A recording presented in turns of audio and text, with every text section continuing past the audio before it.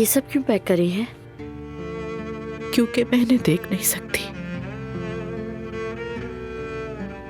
उसकी तस्वीर, उसकी चीजें, मैं कुछ भी नहीं देख सकती।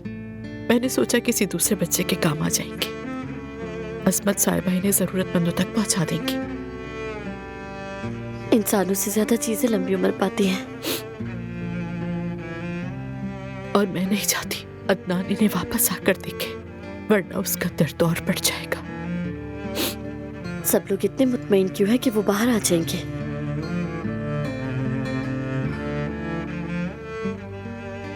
क्योंकि अदनान ने कोई गलती नहीं की।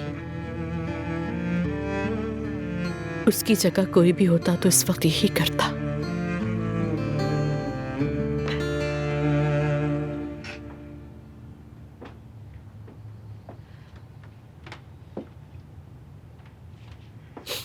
दानिया, मेरे साथ चलो, तुम लोग ताज़ियत के लिए आने वाले।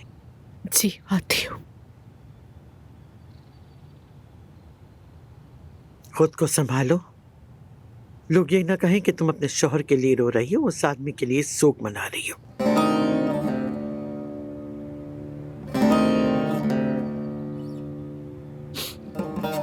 मैं जाकर नीचे देखती हूँ कि ईशा की कोई चीज तो नहीं रह